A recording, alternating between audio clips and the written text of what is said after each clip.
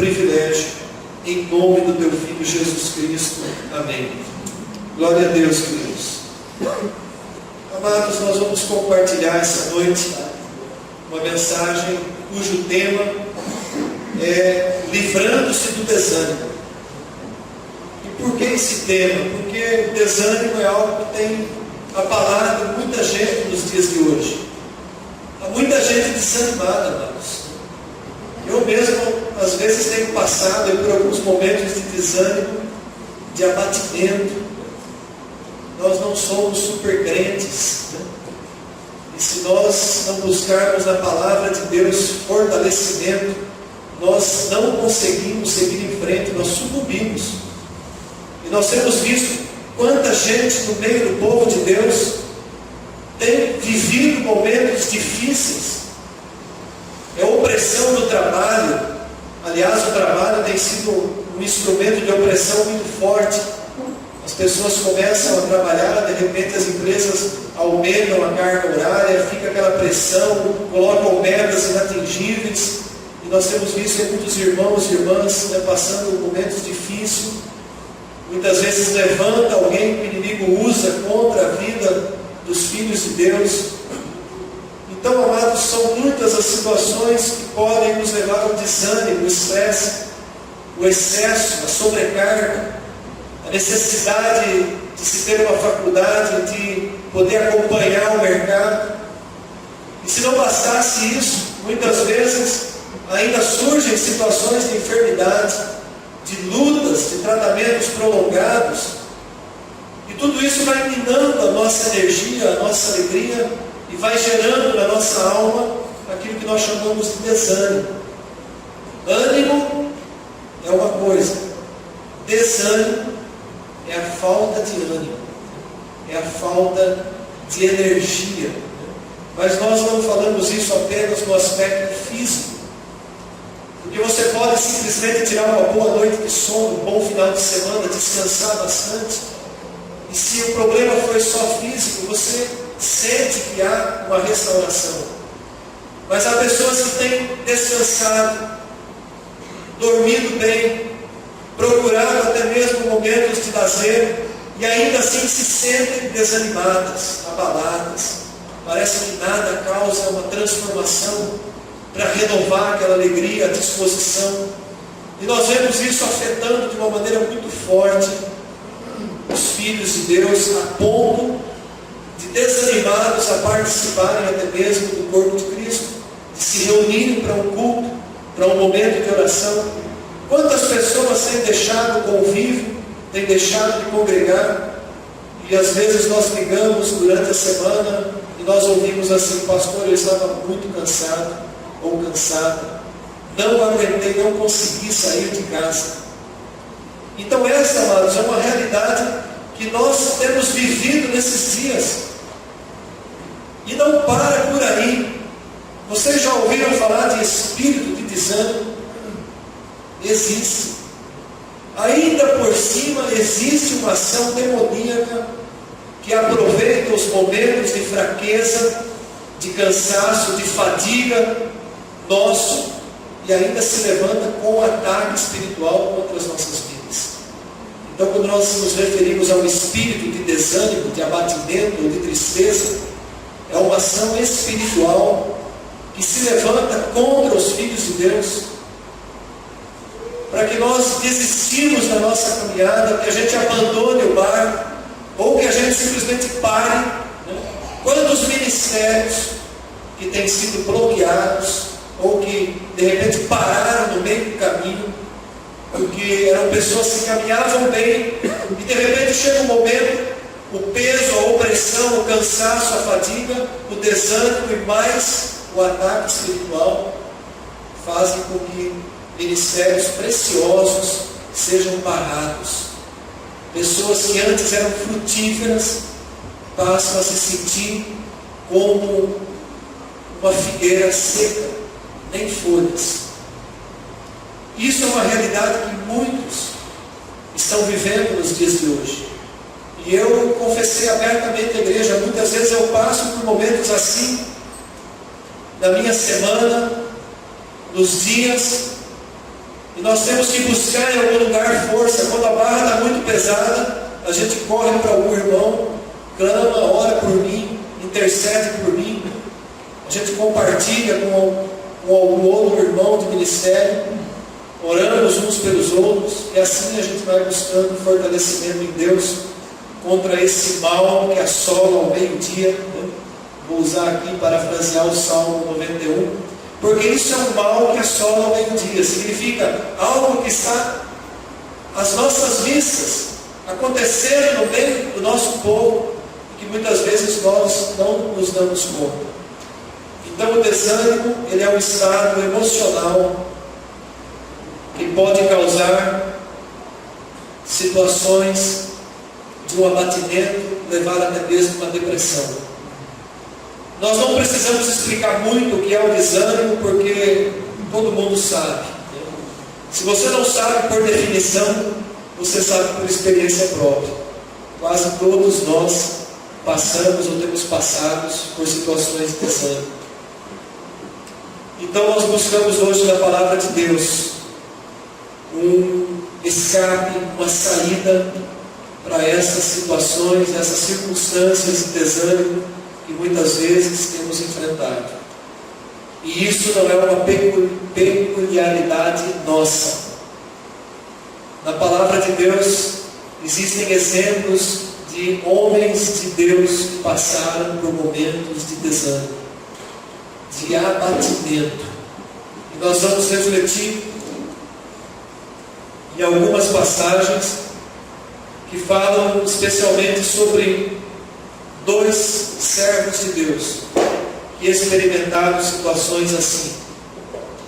Você tem vivido em desânimo? Homens de Deus também experimentaram desânimo. Não basta a gente apenas falar sobre ele, mas nós precisamos buscar a direção da palavra para sair fora dessas circunstâncias que nos abatem, que nos causam desânimo. E o primeiro texto que eu quero convidar os irmãos a abrirem está no livro de Jó, capítulo 4, dos versículos 2 ao 5. A palavra se refere a Jó como homem íntegro, reto, temente ao Senhor e que se desviava do mal. E a gente pode parar e pensar assim, mas como que um homem íntegro, reto, temente ao Senhor, que se desviava do mal, o homem que Deus olhou para ele e usou ele como referência nessa terra, pôde chegar a um momento de desânimo? Quem conhece a história de Jó sabe o porquê. Passou por uma tremenda provação, perdeu os seus bens materiais, perdeu seus amados filhos, perdeu a sua saúde, e eu imagino que só perder os bens já seria suficiente para entrar em desânimo. Quantas vezes nós entramos em desânimo porque a nossa situação financeira está em situação de perigo? Existe crente que quando tem dinheiro no bolso está feliz, mas de repente passa por um aperto financeiro, entra numa crise terrível. Não deve ser assim. Mas uma crise financeira é motivo para desânimo. O desemprego é motivo para desânimo. E Jó experimentou, eu creio que o máximo que o ser humano possa experimentar. As perdas mais dolorosas na vida que o ser humano pode sentir, Jó sentiu. E Jó caiu em desânimo. Esse texto de Jó, capítulo 4, de 2 a 5, diz assim: se intentar alguém falar-te, enfadar-te-ás, quem todavia poderá conter as palavras? Eis que tens ensinado a muitos e tens fortalecido mãos fracas. As tuas palavras têm sustentado aos que tropeçavam, e os joelhos vacilantes tens fortificado. Mas agora, em chegando a tua vez, tu te enfadas, sendo tu atingido, te perturbas. Essas foram as palavras de Elifaz, amigo de Jó, para Jó. Jó foi um homem que as pessoas procuravam ele para ouvir conselhos. Jó foi um homem que consolava pessoas aflitas. Jó foi um homem que era usado por Deus para sustentar pessoas que estavam enfraquecidas. E agora ele vivia esse momento. E ele diz para ele: mas agora chegou a tua vez. E você se enfada com isso, você se abate com isso, você desanima porque agora você está passando por esse problema. Tem amigos que não conseguem compreender as nossas lutas pessoais. Tem amigos que no momento da nossa dor eles querem falar alguma coisa de bom, mas acabam nos jogando mais para baixo ainda. Jó experimentou isso, amados. Jó ouviu a voz do desânimo, encobrindo a própria voz de Deus na vida dele. Quantas vezes isso não acontece conosco? Quando a voz do desânimo fala mais alto do que a voz de Deus na nossa vida. Tal era o desânimo e o abatimento de Jó, que lá no capítulo 3, nos versículos 2 e 4, voltando uma página aí da sua Bíblia, você vai ver que ele chega a amaldiçoar o dia do seu nascimento. Jó diz assim: pereça o dia em que nasci, e a noite em que se disse foi concebido um homem. Converta-se aquele dia em trevas, e Deus lá de cima não tenha cuidado dele, nem resplandeça sobre ele a luz. Tal foi o abatimento, o desânimo que caiu, que atingiu Jó, que ele chega a amaldiçoar o dia que ele havia nascido. Perdas na vida causam desânimos. Muitas vezes perdemos pessoas queridas, e isso gera um desânimo muito profundo. Se não buscarmos em Deus o sustento, o alento, como podemos caminhar, amados? Depois de um tempo grande de desânimo, Jó encontra em Deus motivos para continuar a sua caminhada. Quando a gente olha para a vida desse servo de Deus, a gente para pensar e diz assim: como pode um homem que perdeu seus 10 filhos, todos os seus bens, a sua saúde, como pode ainda encontrar disposição para prosseguir na vida? Se você abrir a tua Bíblia no capítulo 17 do livro de Jó, você vai ver ainda uma continuação do desabafo de Jó, ele expressando a sua tristeza. Olha como estava a alma desse homem. Preste atenção nesse capítulo 17. Agora Jó estava dizendo, abrindo o coração, se rendendo na presença de Deus, desabafando o que ele estava sentindo. Ele diz assim: o meu espírito se vai consumindo, os meus dias se vão apagando, e só tenho perante mim a sepultura. Estou de fato cercado de zombadores, e os meus olhos são obrigados a descontemplar a provocação. Dá-me, pois, um penhor, sê o meu fiador para contigo mesmo. Quem mais haverá que se possa comprometer comigo? Porque o seu coração encobriste o entendimento, pelo que não os exaltarás. Se alguém oferece os seus amigos como presa, e os olhos dos seus filhos desfalecerão. Mas a mim me pôs provérbio dos bons. Tornei-me como aquele em cujo rosto se cospe. Pelo que já se escureceram de mágoa os meus olhos, e já todos os meus membros são como a sombra. Os retos pasmam disso, e o inocente se levanta contra o ímpio. Contudo, o justo segue o seu caminho, e o puro de mãos cresce mais e mais em força. Mas tornai-vos todos vós e vinde cá, porque sábio nenhum acharei entre vós. Os meus dias passaram e se malograram os meus propósitos e as aspirações do meu coração. Convertem-me a noite em dia e a luz, dizem que está perto das trevas. Mas se eu aguardo já a sepultura por minha casa, se nas trevas estendo a minha cama, se ao sepulcro eu clamo, tu és meu pai, e aos vermes vós sois minha mãe e minha irmã.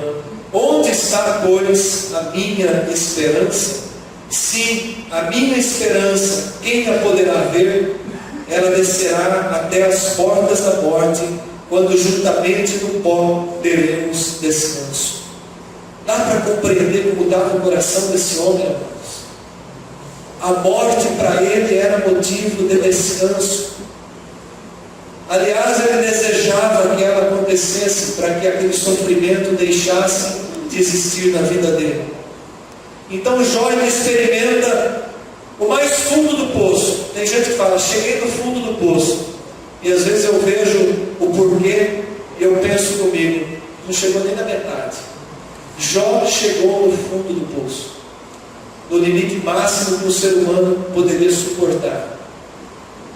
Mas ainda assim, é impressionante como Jó consegue ainda se levantar em fé. Quando nós olhamos no capítulo 19, versículo 25 e 26, o mesmo homem que desejou a morte, o mesmo homem que amaldiçoou o dia do seu nascimento, o mesmo homem que ansiava pela sepultura, ele diz agora, porque eu sei que o meu Redentor vive, e que por fim se levantará sobre a terra, e depois revestido este meu corpo da minha pele, em minha carne verei a Deus. Amém?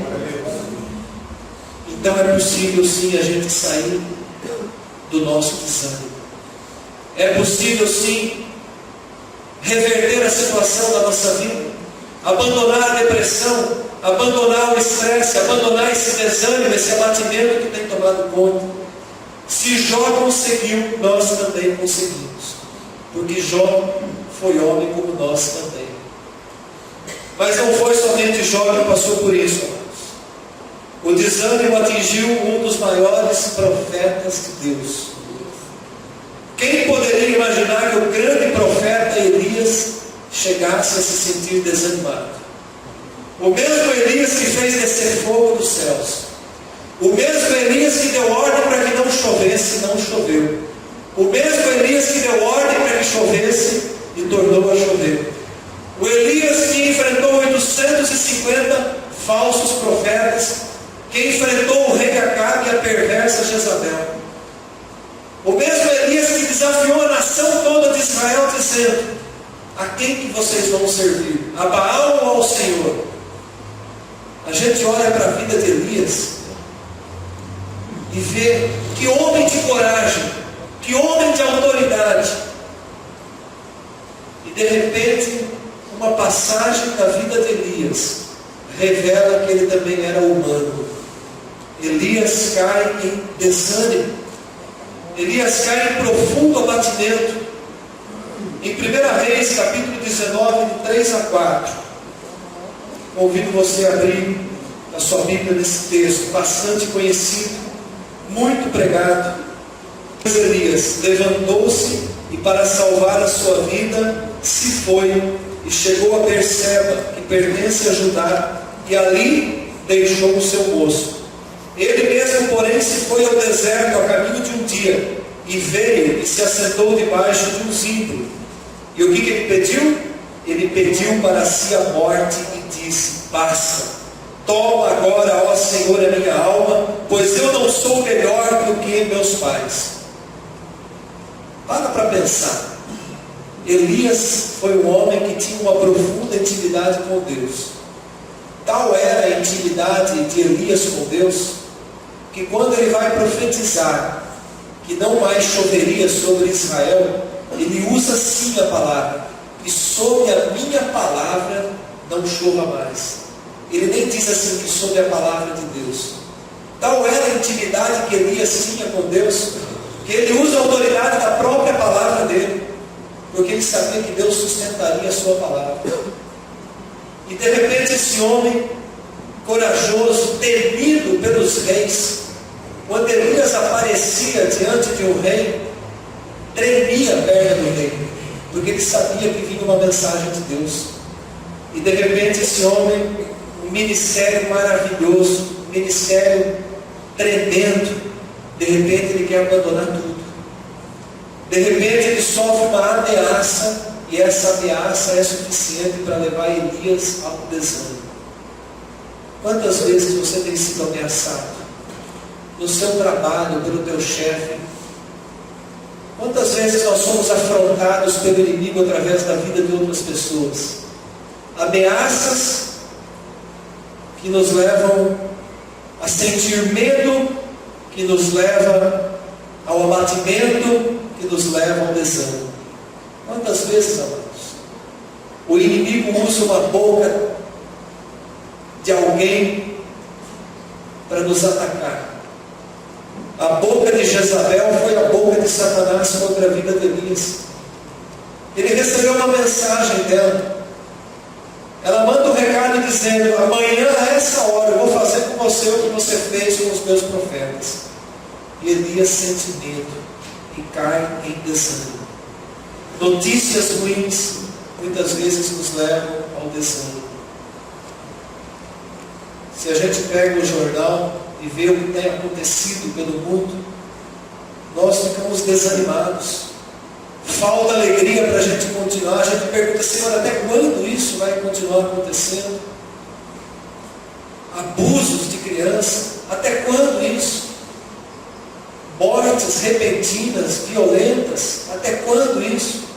Se a gente coloca os olhos no mundo e dá ouvido à voz do desânimo, nós deixamos de ouvir a voz de Deus, amados.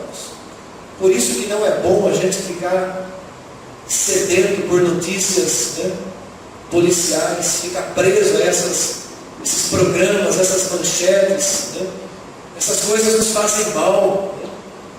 Melhor você buscar alento da palavra de Deus do que tomar conhecimento do mal que está acontecendo nesse mundo. É terrível, amados. E Elias experimenta um momento de desânimo na sua vida. E a primeira coisa que ele faz é uma atitude humana. Normalmente, quando nós estamos desanimados, nós tomamos atitudes humanas, não buscamos em Deus. E Elias toma uma atitude completamente prejudicial. Ele busca o isolamento. Se a pessoa já está passando por desânimo, creia que o isolamento só vai levar para um lugar pior ainda. A primeira coisa que ele fez foi abandonar o seu moço, o seu ajudante. Elias caminhava com um jovem. A palavra não diz aqui ainda quem era, não revela se já era Eliseu, creio que ainda não, mas era um dos jovens que auxiliavam os profetas. E Elias, desanimado, ele quer ficar sozinho, ele busca isolamento. Quantas vezes nós tomamos essa atitude? O isolamento faz com que a situação fique pior ainda, amados. Isolar-se não é solução para o desânimo, vai te levar a uma depressão. Busque a companhia de pessoas, busque a proximidade daqueles que te amam, busque ajuda se preciso, aconselhamento, mas não se isole. Elias deixa ali o seu moço e vai para o deserto, e lá sozinho ele pede a morte para Deus. E aí a gente vê o socorro bem presente do nosso Deus. Elias estava completamente abatido. E quando ele se deita ali, pedindo para si a morte, Deus vem com provisão. Amados, a provisão de Deus, ela sempre vem na hora oportuna. Você crê nisso? Amém? Ainda que a situação seja difícil, a provisão de Deus, ela sempre vem na hora oportuna. Às vezes é no último momento.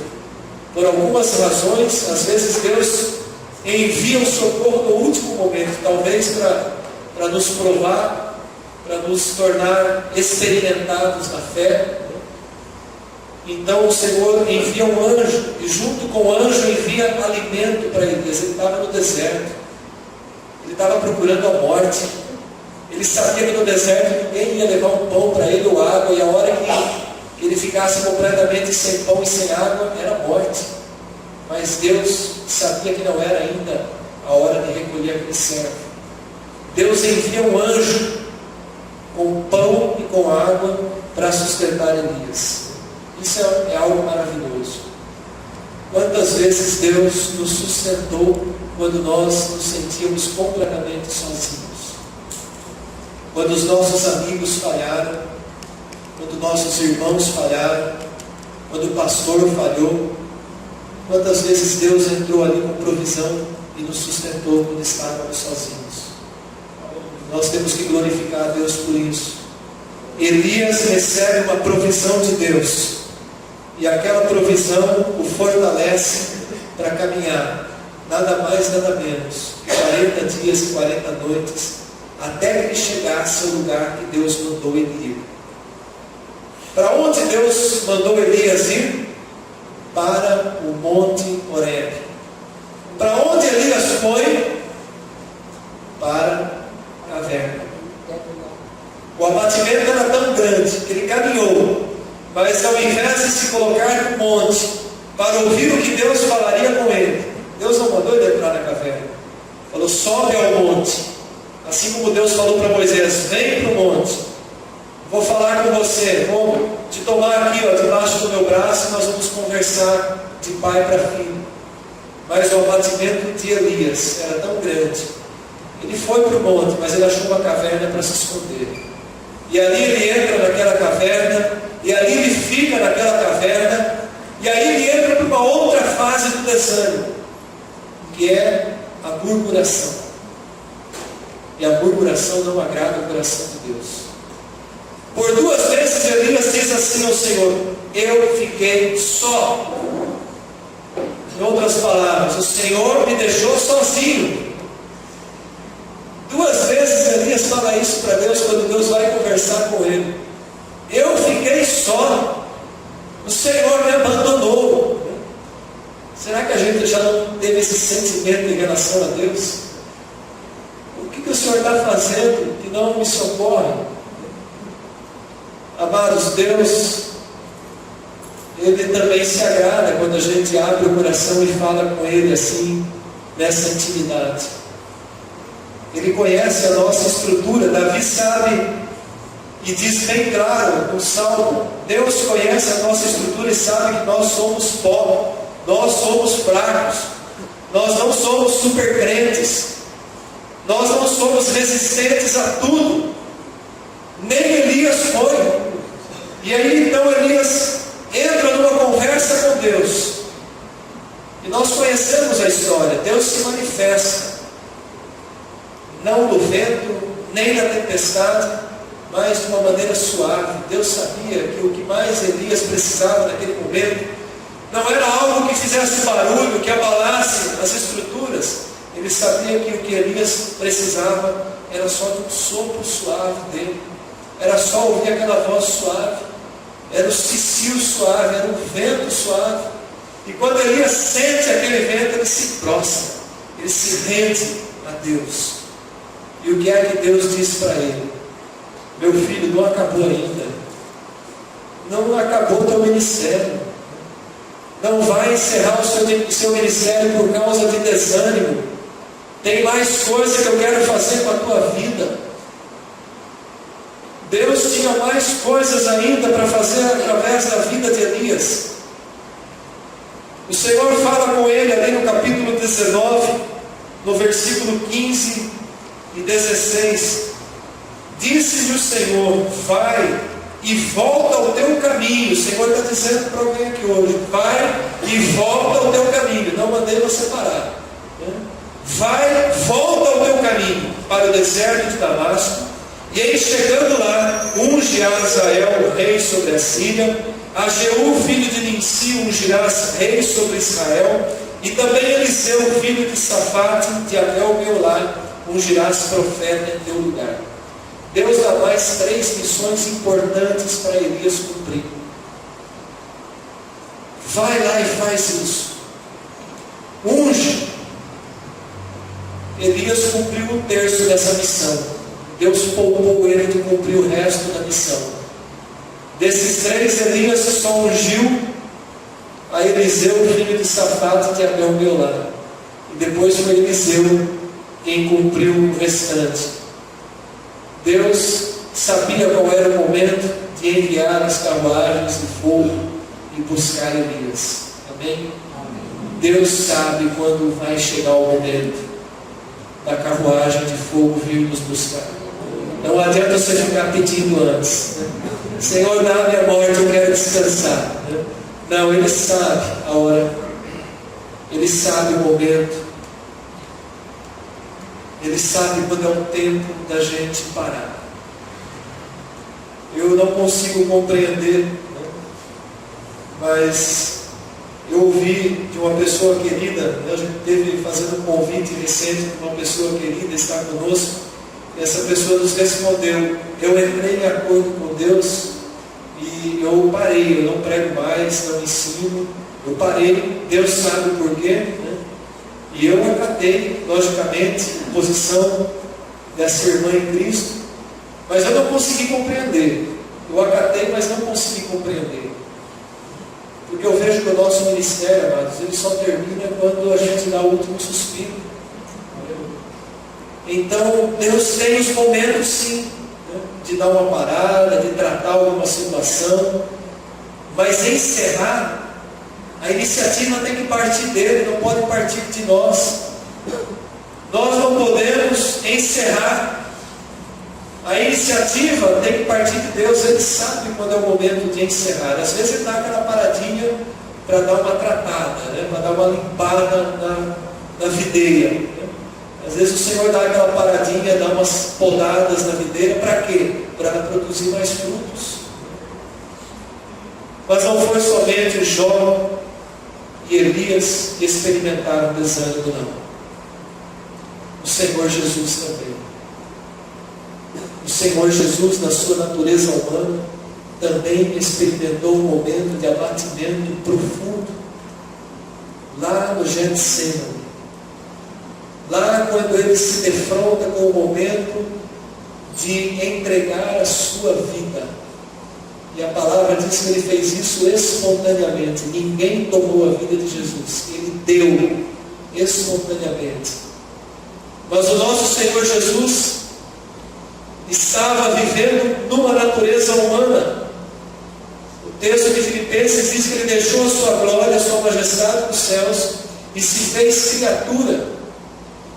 E ele sentia as dores de uma natureza humana, ele sentia os sofrimentos de uma natureza humana, ele sentia a depressão, o abatimento de uma natureza humana.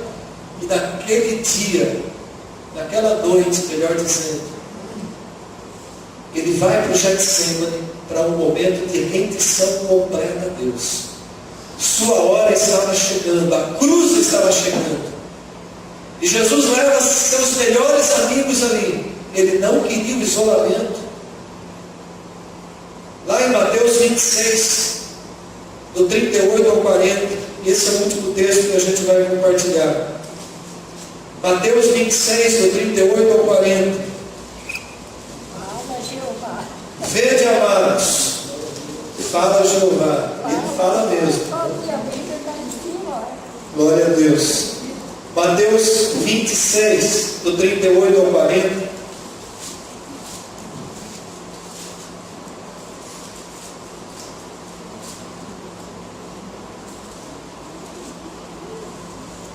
Jesus diz assim, o versículo 37 diz que ele leva consigo Pedro e os dois filhos de Zebedeu, os três discípulos mais próximos de Jesus, Pedro, Tiago e João. O final do versículo 37 diz que ele começou a entristecer-se e a angustiar-se. Amados, Jesus experimentou desânimo, entristecer-se a ponto de angustiar-se. Então ele diz, a minha alma está profundamente triste até a morte. Fica aqui comigo, vigia comigo.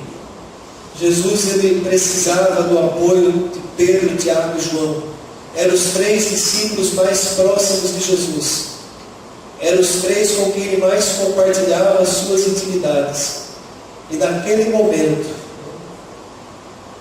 adiantando-se um pouco, prostrou-se sobre o seu rosto, orando e dizendo, meu Pai, se possível, passa de mim este cálice. Todavia não seja como eu quero, e sim como tu queres. E voltando-se para os discípulos, achou-os dormindo. Os três mais próximos, Pedro, Tiago e João, amavam a Jesus profundamente, amados. Mas eles também estavam numa fadiga. Eles não conseguiram vigiar junto com Jesus. Muitas vezes nós também esperamos de pessoas próximas um consolo, um socorro, mas às vezes aquela pessoa está vivendo uma situação tão difícil que nós não temos conhecimento, e elas não estão em condições de nos socorrer. E às vezes chega aquele momento de enfrentar o Getsemane sozinho, mas o pai jamais abandonou o filho. Jesus passou por aquele momento, na sua natureza humana experimentou o que era um desânimo, o que era um abatimento, o que era uma dor, mas também foi suprido pela presença de Deus. João diz que anjos serviram ao Senhor ali, socorreram ao Senhor.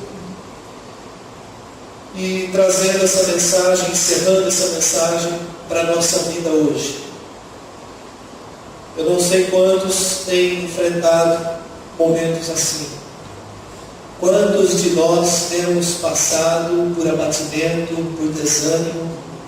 Às vezes dura um dia, 2 dias, às vezes dura uma semana, um mês, às vezes dura muito tempo. Mas, amados, entenda que grandes homens de Deus, até o Senhor Jesus experimentou isso. Nós não devemos nos prender ao desânimo. Não devemos nos entregar à autocomiseração. A autocomiseração é algo terrível na vida de qualquer ser humano.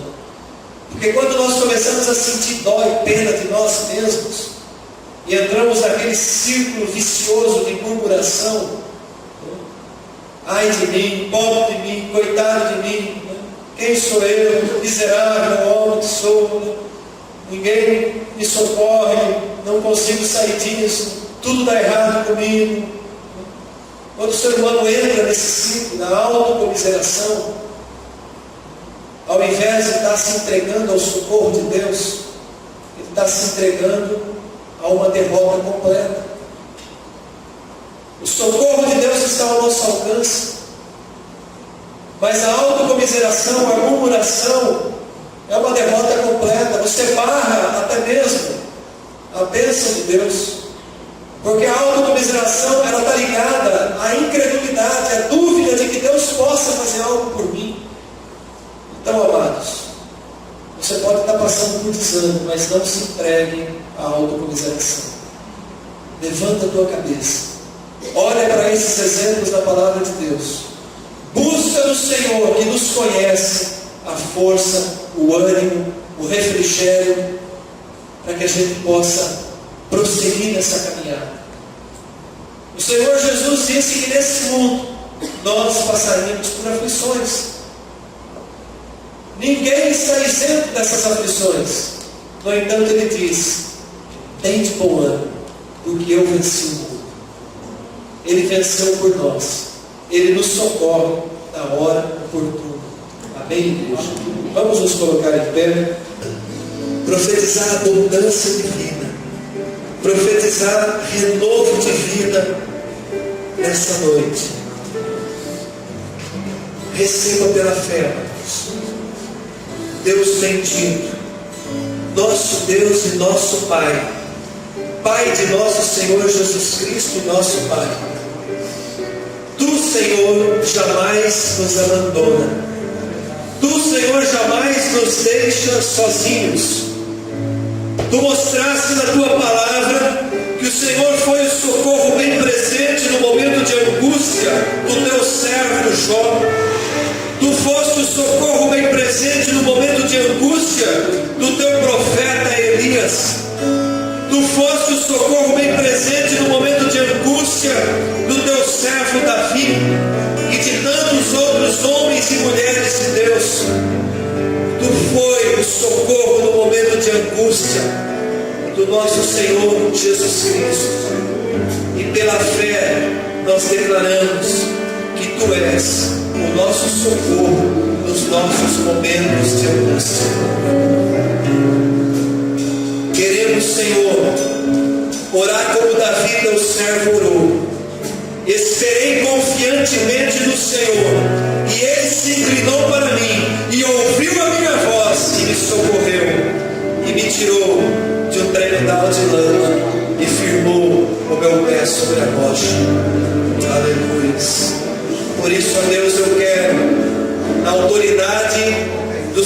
Jesus Cristo, e no poder do nome do Senhor Jesus Cristo, eu quero interceder pela tua igreja, por todos os que estão nesse templo nessa noite.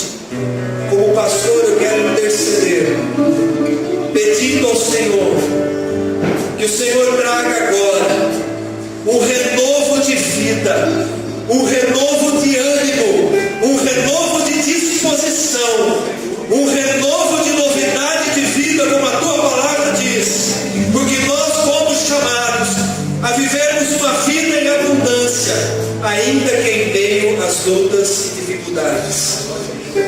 O Senhor Jesus permanece no nosso barco, mesmo em meio à tempestade. E em nome de Jesus, eu profetizo vida, eu profetizo ânimo, eu profetizo fôlego de vida, socorro do Senhor sobre a sua vida. Eu intercedo em nome de Jesus, para que o Espírito do Senhor venha soprar, trazendo ânimo, trazendo renovo, trazendo alegria, trazendo disposição, trazendo paz ao coração de cada um nessa noite. Porque eu sei que o Senhor também tem suprido isso na minha vida, nos meus momentos de desânimo.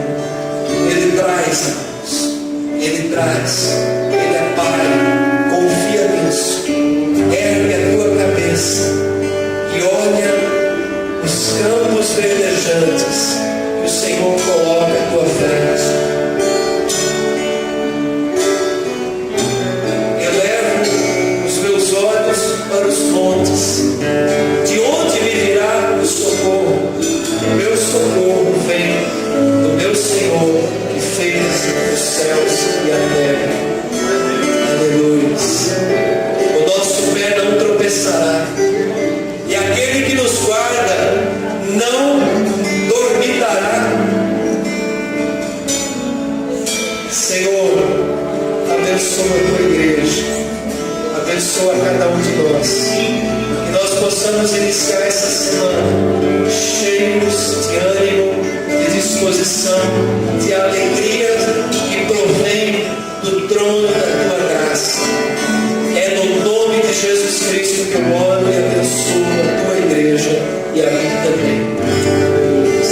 Vamos adorar o Senhor, vamos glorificar a Deus com um cântico.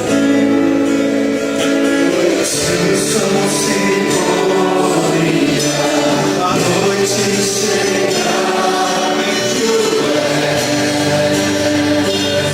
quem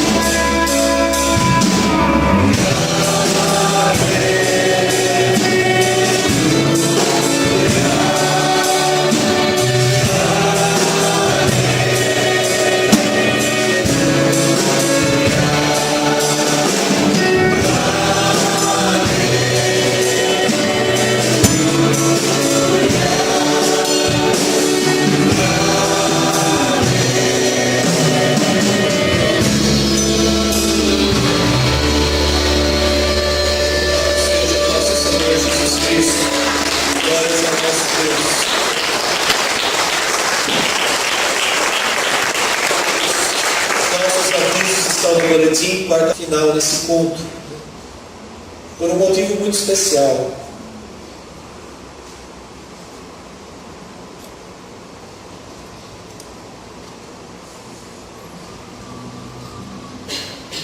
Muitas vezes eu me espelho no Chico para renovar o ânimo da minha vida. Sabe, irmãos? Já faz um bom tempo que o Chico enfrenta essa enfermidade, não deixou o ministério, tem servido dentro da limitação dele. E quando a gente olha um exemplo, um testemunho como esse, a gente tem que trazer para a nossa vida. Porque às vezes um calinho no nosso pé faz a gente ficar em casa. Uma dorzinha de barriga e a gente inventa impedimentos. Eu queria honrar o Chico, pedindo para ele dar a bênção final nesse culto, e dizer para o Chico que a sua vida tem sido testemunho para muita gente e para mim, em nome de Jesus. Que o Senhor continue te fortalecendo, renovando o teu ânimo, porque a gente sabe que em toda circunstância Ele continua contigo. Amém? Então o Chico vai dar a bênção final.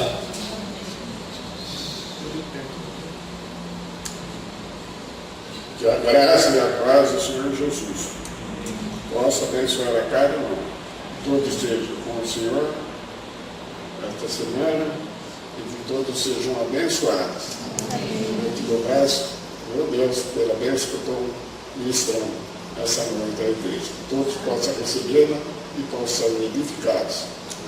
Nós abençoamos todos em nome do Senhor Jesus. Amém. Glória a Deus.